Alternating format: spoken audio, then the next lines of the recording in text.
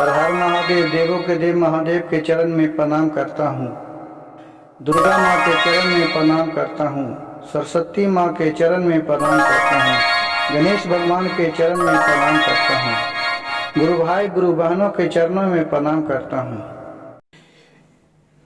गुरु भाई गुरु बहन, आज का कहानी बहुत ही सुंदर और अच्छा है। कृपया कहानी को अंत तक सुनिएगा और पूरा सुनिएगा। आधा कहानी सुनने से शिव गुरु का अपमान होता है और पूरा कहानी सुनने से ज्ञान होता है। आज का कहानी बहुत ही ज्ञानवर्धक है। एक गरीब किसान का लड़का, एक अनाथ लड़का कैसे बना राज्य सिंहासन का हकदार, ये सुनिए। बहुत ही दिलचस्प कहानी है।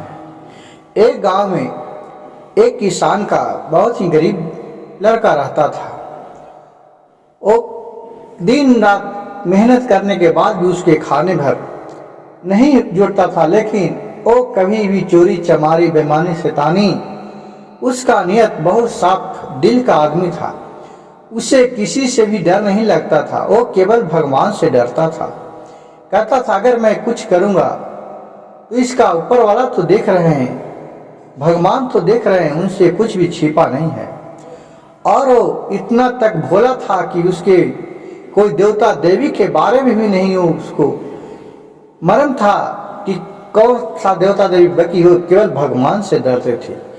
जानते थे एक आत्मा और एक परमात्मा, दो का ही है। जो आत्मा मेरे करता है वो परमात्मा तो ही देखते हैं, भले सोआ भी रहेंगे तो सब भगवान भोलेनाथ का ही लीला है।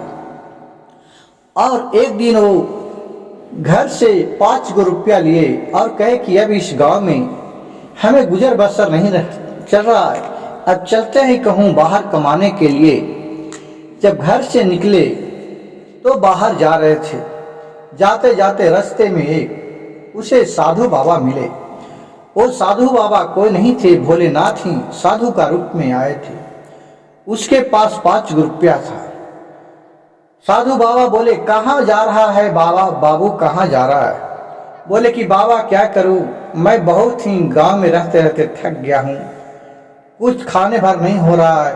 मेरे पिता माँ दोनों गुजर चुके हैं, सब भगवान का प्यार हो चुके हैं। अब मैं जा रहा हूं बाहर में, कुछ सोचता हूं कि ये 5 रुपया है, इससे मैं अच्छा बिजनेस करूंगा और बहुत बड़ा आदमी बनूंगा। तो वो ब्राह्मण बोले, जो साधु बाबा थे, कि मैं आपको कुछ शिक्षा देना चाहता हूं, लेकिन शिक्षा देने के लिए, एक मंत्र देने के लिए तुम्हें 1 रुपया लगेगा। अगर तुमके पास 5 रुपया है तो मैं तुम्हें 5 मंत्र दूंगा, और ये मंत्र आपको जिंदगी में बहुत काम देने योग्य है। अगर ये मंत्र नहीं सीखा तो तुम्हारा जिंदगी अधूरा रह जाएगा। सोचा कि चलो एक आध मंत्र सीख लेते हैं। बोला ठीक है बाबा, लीजिए 1 रुपया, हमें एक मंत्र दीजिए। तो बाबा बोले जो भी बाहर में पहला काम मिलेगा, चाहे काम जैसा हो, उसे ठुकराना नहीं।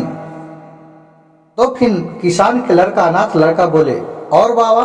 बोला बस खत्म हो गया, बस। बोला कि यही एक मंत्र? अच्छा ठीक है, चलिए 1 रुपया और देते हैं, अबरी क्या कहते हैं जो देखते हैं। फिर दूसरा रुपया दिया। बाबा बोले कोई भी काम इमरजेंसी से इमरजेंसी हो, अगर तुम घर से निकल गया हो और कोई आदमी तुझे रोक रहा हो, अच्छा वचन बोल रहा हो, अच्छा बात बोल रहा हो, चाहे वो आपका दुश्मन क्यों न हो, लेकिन लाख बिगड़ जा, लेकिन 2 मिनट उसका बात सुन के ही तुम जाना। कही कि ठीक है। और बाबा का बस खत्म, और दूसरा बात खत्म। फिर कहा चलो अब इसी तरह और भी सुन ही लेते हैं, भले प्रवचन क्यों न हो, लेकिन कुछ इससे शिक्षा मिलेगा। ऐसा दिए। तीसरा बोले। फिर बाबा बोले कि जो हकीकत आप नजर से देख रहे हैं, किसी को बुराई या अच्छाई देख रहे हैं, तो अकेले में उसे नहीं बोलना, वो सबके सामने बोलना। कहा बस। कहा कि ठीक है। और बाबा? फिर 4 रुपया दिया। उसी तरह बोले कि कितनों मुसीबत आ जाए, लेकिन भगवान का नाम नहीं भूलना। कहें कि ठीक है। और वहां से वो चले गया। जाते जाते एक राजा के दरबार के पास पहुंचा तो वहां एक सोनू नाम का घोड़ा को रख रखाव करने वाला व्यक्ति मिला उसे। वो सोनू के पत्नी के बहुत कष्ट के तबीयत दर्द था, तो राजा से छुट्टी मांगा तो राजा बोला ये तुम्हें छुट्टी इसी शर्त पर देंगे कि ये तुम्हें घोड़ा रख रखाव के लिए दिए हैं, उसके खाने पीने के लिए, उसको रहने के लिए, देखभाल करने के लिए तुम अपने जगह पर कोई आदमी के दे दो, तब तुम्हें हम इससे छुट्टी दे सकते हैं, नहीं तो मैं छुट्टी नहीं दे सकते हैं। अब उसको कोई सोनू का कोई भी आदमी मिल नहीं रहा था। एक घूमते घूमते इस पर नजर पड़ा, महेश पर, जो अनाथ बच्चा था। बोला कि भाई तुम कहाँ इधर आए हो? बोला कि भाई हम कुछ काम के लिए आए हैं, अगर कुछ काम मिल जाता तो मैं कुछ दिन कर लेता। कहा कि मैं छुट्टी पर जाने वाला हूँ, मेरा तुम काम कर लेगा? कहा कि हाँ हाँ कर लेंगे। ये कहा कि बाकी सच्चा दिल से करना, नहीं तो इसका परिणाम बहुत बुरा होगा। और मेरा काम यही है, ये 5 गो मेरा घोड़ा है, ये 5 आदमी हैं, 5 के 55 गो घोड़ा दे दिए हैं। ये घोड़ा का घोड़सार राजा बहुत ही शौकीन है, ये सबको खान पियन पर ध्यान रखना है और इसका सेवा टहल करना है, टाइम पर भोजन देना है, टाइम पर नहाना है। कहा कि ठीक है, और समझा के और वो चारों आदमी से मिला के और वो अपने राजा के पास ले गया और बोला सोनू राजा साहब, मैं अपने पत्नी के बहुत कष्ट के तबीयत अब है, ये जा रहा हूँ, हमें 1 महीना का छुट्टी चाहिए और हमारे जगह पर ये महेश है, ये जगह संभाल लेगा। राजा बोला ठीक है, इस आदमी को ठीक तरह जानते हो ना? कहा कि हाँ ठीक तरह जानता हूँ, क्योंकि उसको तो छुट्टी लेना था, उसको पत्नी के बहुत कष्ट की तबीयत अब था। और फिर कहा कि ठीक है, अगर खराब काम करेगा तो तुम्हारा पेमेंट से इसका पेमेंट मैं काट लूंगा। सोनू बोला ठीक है आप काट लीजिएगा। महेश बोला ठीक है काट लीजिएगा। और सोनू अनाथ लड़के का नाम जो महेश था उसको समझा के अच्छा तरह चले गया कि देखना भाई, मैं तुम्हें नौकरी दिया हूँ, मेरे साथ धोखाधड़ी नहीं करना। कहा कि ठीक है सोनू भैया, मैं आपके साथ धोखाधड़ी नहीं करूँगा। और फिर वहाँ से चले गया। फिर ये चारों आदमी राजा के दरबार में गया और वहाँ के मंत्री था जो एक घोड़े पर 20 किलो चना देता था कि इसको कूट के और हर चने घोड़ा को खियाना है, प्रतिदिन का बांधा हुआ था। सोनू आया 20 किलो चना लेके अपने सबको खिया दिया और सोचा कि अब तो खाना पीना खिया दिया हूँ और सुतने के लिए जगह भी सोनू बता दिया कि देखो यहाँ घोड़ा है, इसका सेवा टहल करता हूँ और ये मेरा रूम दिया है राजा साहब, यहाँ मैं सो रहता हूँ, तुम भी यहीं सो लेना। सबको 5 का 55 घोड़ा दे दिए थे और अलग अलग सबका रूम दे दिए थे। अब सोचे सोनू सबको खाना वाना खिया दिया घोड़ा को शाम के। अब सोचा क्यों न चलते हैं, इतनी 2-4 गो के पास बैठ रहता हूँ, थोड़ा गप सराका हो जाएगा। वहाँ गया तो देख रहा कि जो उसका 4 गो साथी है वो सभी पूरा गांजा पी रहा है, दारू पी रहा है और इसको भी पिया रहा। कर क्या वो पियो? तो महेश बोला नहीं भाई, मैं ये सब नहीं करता हूँ, मैं नहीं पीता हूँ, नहीं पीऊंगा। कहा कि ठीक है। कहा कि तुम तो पैसा कहाँ से लाते हो भाई इस सब पीने के लिए, तो बहुत खर्चा इसमें है, ये तो फालतू का खर्चा है। कहा कि तुमको मालूम नहीं है, जो राजा हमको 20 किलो चना देता है उसमें 5 किलो चना मैं घोड़ा को खिलाता हूँ और 15 किलो बेच के, और ये सब ये फालतू का खर्चा है उसको मैं पूरा करता हूँ। कहा कि उससे तो घोड़ा कमजोर हो जाएगा। तो बोला कि घोड़ा कमजोर हो जाएगा और इसके बारे में तुम किसी को बताएगा तो तुझे मैं जान मार दूंगा। कहा कि ठीक है मैं नहीं बताऊंगा। अब अपने मन में मन सोचने लगा कि क्या करूं, मैं भी बेचूं, क्या करूं। लेकिन सोचा कि नहीं। फिर साधु बाबा के याद आया कि कोई भी अगर रास्ता में आपको मित्र मिल जाए, आपके साथ अच्छा विश्वास करे, तो उसके साथ तो विश्वघात नहीं करना, नहीं तो मैं जिंदगी में कभी सफल नहीं होगा। फिर वो बात आया, ख्याल, फिर कहा चलो पूछो, मैं अपने घोड़े को 20 किलो चना खेलते जाऊंगा। और वो सारी चना लाता था और खिया देता था। 1 महीना के बाद राजा के मन में आया कि चलो अब सब घोड़ा को चलते हैं, एक बार नजर से देखते हैं कैसा है सबका जो। फिर वहां से आया तो सारी घोड़ा को बुलवाया, तो देख रहा है कि चारों का घोड़ा, जो 4 गो पियक्कर था उसका बहुत कमजोर घोड़ा हो गया है, चलने का शक्ति नहीं उसमें था। लेकिन जो इसका घोड़ा था अनाथ बच्चे का, उसका बहुत ही तंदुरुस्त घोड़ा हो गया, 1 महीना में पूरा खिल के लाल हो गया, क्योंकि उसको खाना पीना भरपूर मिलता था। ये सब देख के राजा बहुत खुश हुआ और उसे राज दरबार में बुलाया गया। क्या कहे प्रभु? कहा कि तुमने तो हमारे घोड़े का बहुत ही अच्छा सेवा टहल किया, मैं तुम पर बहुत खुश हूँ। तुम क्या चीज खाना खिलाया कि मैं तुम्हारे घोड़ा इतना अच्छा और उन दोनों का घोड़ा उतना कमजोर हो गया। कहा कि राजा, मैं अकेले में कुछ बात नहीं बता सकते हैं, आप वो लोग के भी सामने बुलाइए, क्योंकि बाबा का बात याद आ गया था। वो सबको बुलाया तो राजा से बोला कि राजा, जो चना हमें 20 किलो मिलता है, मैं सभी चना को आपको घोड़ा का खिया देता हूँ, और जो उन लोग के चना मिलता है वो 5 किलो खियाता है और 15 किलो बेच देता है, और जिससे वो दारू, गांजा, भांग, सिगरेट पीता है उसका खर्चा निकाल लेता है। लेकिन मैं कुछ नहीं खाता हूँ, मैं आपके साथ धोखाधड़ी नहीं कर सकता हूँ। ये बात सुनकर राजा बहुत प्रसन्न हुआ। कहा कि ठीक है, आज के बाद तुम्हें उसके आने पर भी तुम्हें इस दरबार में नौकरी बरकरार रहेगा, तुम मेरे खास आदमी हो गया। कहा कि ठीक है। और जब सोनू आया गांव से 1 महीना के बाद, तो सोनू को ये सब बात बता दिया, उसको चारों याद था जे। सोनू तो मन ही मन बहुत क्रोध होने लगा कि अब उसको मैं जिंदा नहीं छोड़ूंगा, अब उसे मार दूंगा। वहां से जब सोनू आ गया, अपना ड्यूटी पर लग गया, तो अनाथ जो बच्चे था उसका नाम महेश था। महेश को बोला कि तू टोटल घोड़ा का सबका देखभाल करना, कौन किधर जाता है रात में सब पर निगरानी रखना। कहा कि ठीक है महाराज। और फिर सब घोड़े को रखने लगा और सोनू के बगल में सो रहा। अब वहां देख रहा है, सोनू सोच रहा है सोनू की महेश को आज रात में इसको मार ही देता हूं, नहीं ये रहेगा ना हम लोग का राज के बात बताएगा। अब उससे डायरेक्ट बोल भी नहीं रहा, और जो महेश है वो भी सुत नहीं रहा है। ऐसा ना राजा बोले थे कि आप किसी को बुराई जब बखानिएगा तो आप उससे सचेत हो जाइएगा। साधु बाबा के बात याद आया। कहा चलिए, जो राजा किए हैं, हमको ड्यूटी दिए हैं, वो मैं जाके देखता हूँ।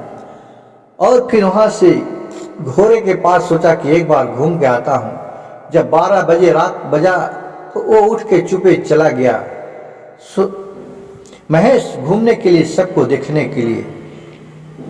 उसी बीच में जब 12 बजे रात हुआ तो राजा के जो एक लड़की थी वो सोनू से बहुत प्यार करती थी, जो घोड़सवार थी, घोड़े के रखवाली करता था।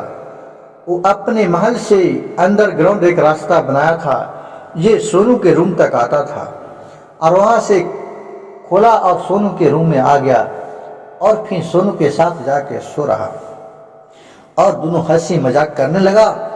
इससे सोनू अकला के उठा, कहा कि तुम कैसे चली आई?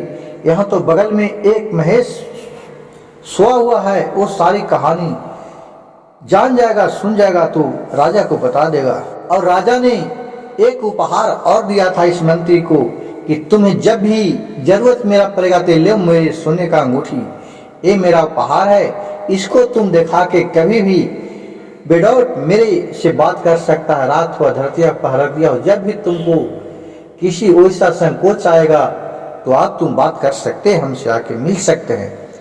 कहा कि ठीक है। जब उधर से महेश गया घोड़ा से देख के, तो देख रहा है कि सोनू कोई औरत के साथ बतिया रहा है। कहा कि ये रात में तो केवाड़ी लगा हुआ है, अंदर कौन है, किससे बतिया रहा है। एक तक खोलने गया केवाड़ी, लेकिन कहा कि नहीं, आगे हमको समझना चाहिए कि सपना नहीं ना देख रहे हैं। एक खिड़की से झांक के देख रहा तो देख रहा कि राजा के लड़की इसके कक्ष में आके और दोनों बातचीत कर रहा है। ये देखकर तो अनाथ बच्चे था जो महेश, उसका पसीना चलने लगा। ये क्या देख रहा हूँ, मैंने सपना तो नहीं देख रहा हूँ। कहा क्यों नहीं, फिर देखा मुरी हाथ धोआ तो देख रहा कि नहीं सही है। क्या किया कि दरवाजा पर ही चटाई बिछा के बाहर में ही सो गया। फिर राजा ने, सोनू ने सारी बात वो अपनी रानी राजा के लड़की से कह दिया। राजा की लड़की बोली ठीक है, मैं इसका कल ही पार घाट लगवा देता हूँ, नहीं तो मेरे जी का जंजाल हो जाएगा। ये आपका राज का बात मेरे पिताजी से कह देगा तो मेरे पिताजी आपको नहीं छोड़ेंगे। इसके बीच में मैं महेश के ही जान मरवा देता हूँ अपना पिता से बोल के। और फिर बिहान हुआ, वो अपने राज में चले गए। राजा के लड़की ने अपने पिता से बुलाए और अपने पिता से बोले पिताजी, मैं महेश पर बहुत ही वो बुरा नज़र हम पे डाल रहे हैं, मैं उसका सर कटल देखना चाहता हूँ। जब तक उसका सर कटवा के नहीं लाइएगा तो मैं अपने प्राण दे दूंगा। वो बहुत ही गुनाह आदमी है। वो रात में आया, हमसे बहुत भला बुरा कहा, हमको बहुत धमकी दिया। आप तो उसे अंगूठे दिए हैं कि जहाँ भी वो चाहेगा, जहाँ वो चले जाएगा। वो बहुत अच्छे रंग पाप लगा के वो अपने पिता को, राजा को इतना भड़का दिया कि उसको गुस्सा एकदम तमतमा उठा। कहा कि ठीक है, मैं आज ही उसे फांसी पर लटकवा देता हूँ, आज उसे मैं गर्दन काट के हिगार देता हूँ। फिर राजा कहा ठीक है, मैं कर उसको गर्दन काट के हिगार दूंगा। फिर राजा गया, रात में फिर सोने लगा, उसको नींद ही नहीं आने लगा। सोचा कि मैं महेश पर इतना विश्वास किया, लेकिन वो तो बहुत चंडाल निकला, क्योंकि उसका बेटी खुद ही उसको 6 पाप लगा के मरवाना चाह रहे थे। देखिए गुरु भाई गुरु बहन, तिरिया चरित्र कैसा होता है। ये अनाथ बच्चे सच्चे दिल का आदमी था। इसे भोलेनाथ पर बहुत विश्वास था और साधु बाबे पर। बिहान हुआ, राजा ने सोचा कि चलो इसको अब जान मरवा देता हूँ। लेकिन फिर सोचा राजा कि अगर इसको मैं अभी मरवा दूंगा, ऑर्डर दे दूंगा, तो मेरे डर से तो कोई नहीं बोलेगा, लेकिन पीछे में सब बोलेगा कि क्या कारण है कि राजा ने अपने मंत्री पद से भी ऊंचा उसको पद दिया, पूरा देखभाल करने के लिए दिया, और महेश को आज ही वो मौत का सजा सुना दिया। कहा ठीक है, ऐसा नहीं करता हूँ, मैं इसका दूसरा उपाय से मरवा देता हूँ। वो चुप पे निकला और एक कसाई के घर पे गया। वो कसाई से राजा बोला कि कसाई, हमें एक आदमी को भेजना है, उसे तुम इस तरह से उसको धड़ से काट देना गर्दन को, और फिर मैं दूसरे आदमी को भेजूंगा जिसको तुम गर्दन को लपेट को और दे देना, और ये बात किसी तक भनक नहीं मिले, किसी को मालूम नहीं हो, नहीं तो मैं तुम्हें खैर नहीं है और तुम्हें अपने राज में नहीं रहने दूंगा। और ये पूरा तुम काम कर देगा तो मैं तुम्हें मुंह मांगा इनाम दूंगा। कहा कि ठीक है राजा, आप जैसा कहिएगा वैसे ही करूंगा। वो कसाई उसके राजा के बात मान गया और फिर वहां से राजा चले आया। सुबह हुआ, महेश को बोला, खाना ना खाया, 10 बजा, बोला महेश तुम जाओ, वो कसाई के दुकान में कुछ रखा है, वो कसाई से तुम मांग के ले लाओ, बोलना कि राजा साहब मांगे हैं जो दीजिए। कहे कि ठीक है हजूर, जाता हूँ। राजा जा रहे थे कि मेरा बात टालेगा नहीं, ये सच्चा है लेकिन इस बहुत ही दुष्ट है। और फिर महेश वहां से चला गया। जेते जेते देख रहा है कि रास्ते में 2 ब्राह्मण भोलेनाथ का बहुत चर्चा कर रहे हैं, उनके बहुत विख्यात कर रहे हैं, उनको गुण बहुत सुना रहे हैं कि भोलेनाथ का महिमा अगम अपार है, उनके बिना एक पत्ता नहीं हिलता है। ये बात सुनकर वो थोड़ा देर रुक गया जो महेश जा रहा था, लेकिन फिर बोला नहीं, राजा बोला है कसाई ही से लाने, ऐसे न लेट हो जाए, मैं जाता हूँ आगे वो काम कर लेता हूँ, तब फिर इनका वचन सुनेंगे। जब वो जाने लगा तो दोनों साधु कहे रुक जा थोड़ा वचन सुन लो तो जाना, नहीं तो बहुत पछताएगा। कहा कि ऐसा बात है, ठीक है। फिर साधु बाबा के याद आया, फिर कहा कि ठीक है पूरा मैं वचन सुन ही लेता हूँ, और फिर पूरा वचन सुनने लगे। साधु बाबा के बात याद आया कि कोई भी लाख काम बिगड़ जाए, लेकिन कोई अच्छा तहे दिल से तुमको कोई प्रवचन सुना रहा है, अच्छा चीज समझा रहा है, तो उस कहानी को सुन के जाइए। और वो सुनने लगा। फिर राजा ने सोनू को भेजा, सोचा कि अब उसको सर तो काट दिया होगा, 1 घंटा हो चुका है, जाते हैं। कहा कि जाओ और कसाई के पास से तुम कहना कि राजा एक सामान मांगे हैं, वो सामान दे दो और तुम लेके चले आना। कहा कि ठीक है। से फिर कसाई ने देखा सोनू के, कहा अच्छा इसी को गर्दन काटना है। वो अंदर बुलाया, सोनू अंदर गया, बोला कि अनवारी खोलो, इसमें सामान रखा है जो निकाल लो। अनवारी खोला और पीछे से वो तलवार से उसका सर अलग कर दिया और उसको लपेट के लहास को अलग छिपा दिया और मुरी को लपेट के एक झोली में रख दिया। फिर इसका कहानी खत्म हुआ। कहा कि अच्छा लेट हो गया है। अब महेश उस कसाई के पास गया, बोला कि साहब सेठ ने कुछ मांगे हैं सामान। कहे कि ठीक है, और झोली उठा के दिया और कहा कि इसको बीच रास्ते में नहीं खोलना, एक खोलना है तो राजा के पास ही। कहे कि ठीक है। सोचा क्या बात है, क्या चीज है। वहां से लेके राजा के पास चले आए। राजा महेश को देखकर एकदम शकदम में पड़ गया कि ये तो अभी जिंदा है, और वो कौन है वो समझ गया कि लग रहा है ये इससे पहले सोनू पहुंच गया, सोनू का धड़ से अलग कर दिया। फिर अपने बेटी को बुलाया। बेटी जब इसको देखा तो एकदम शकदम में पड़ गया। फिर उसको खुलवाया तो खोला तो देख रहा है कि सोनू का मुंडी है। ये देखकर तो शकदम में पड़ गया। और महेश बोला नहीं राजा साहब, हमने इसको नहीं काटा है, मारा है, ये तो कसाई ने हमको दिया, वो कसाई नहीं मारा।